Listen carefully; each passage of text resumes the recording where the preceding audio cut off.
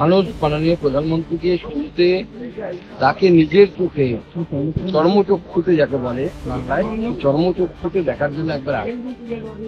বাংলার মানুষ যতবার মাননীয় প্রধানমন্ত্রী শ্রী নরেন্দ্র মোদী এসেছেন, তাকে ভালোবাসা শ্রদ্ধা দিয়ে ভরিয়ে দিচ্ছে।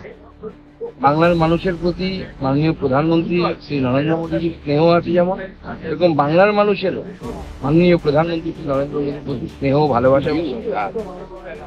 রাজ্যের বিধায়ককে এইভাবে বেল নিয়ে ঘুরে বেড়াতে হচ্ছে, খুনের মামলায়। তাও আবার যদি পলিটিক্যাল মামলা হতো তাও নয় ভেবে নিতাম, খুনের মামলায় বেল নিয়ে ঘুরে বেড়াতে হচ্ছে। তো লজ্জার, এই লজ্জার মানে চরম লজ্জার, বাঙালির জন্য লজ্জার, বাংলার জন্য লজ্জার। তবে হয়তো বেল পেয়েছেন, ছাড়া পাবেন না। ছাড়া ইন দ্য সেন্স এই বলছি যে কোর্টে যখন বিচার হবে, এই বিচারে এরা দোষী সাব্যস্ত হবে এবং এদের পক্ষে যথেষ্ট জোরালো প্রমাণ রয়েছে যে অভিজিৎ সরকারকে সেই দিন নৃশংসভাবে এদের নির্দেশে, এদের ডাইরেক্ট সহযোগিতায় অত্যাচারের অভিযোগ তুলেছে। এবার কলকাতা বিশ্ববিদ্যালয়ের একজন ছাত্র কলকাতার মধ্যেই তাকে বাংলাদেশি তকমা দিয়ে মারধর। না, মাননীয় মুখ্যমন্ত্রী তো প্রথম থেকে হাওয়া গরম করছেন বাংলা বাঙালি করে।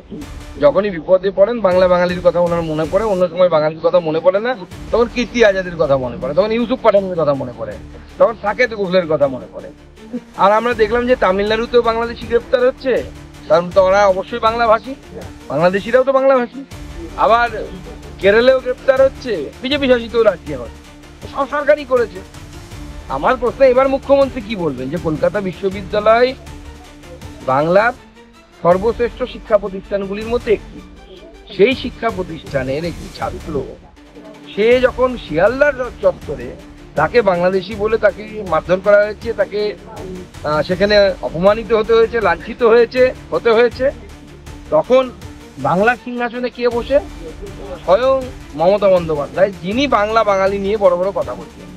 আমরা এটাই বলছিলাম যে মমতা বন্দ্যোপাধ্যায় আসলে বাংলা বিরোধী। বাঙালি আরো ভালো ভালো খবর দেখতে সাবস্ক্রাইব করুন বাংলা হান্টের ইউটিউব চ্যানেল। বাংলা হান্টের আরো খবর দেখতে নজর রাখুন। বাংলা খবর মানেই বাংলা হান্ট।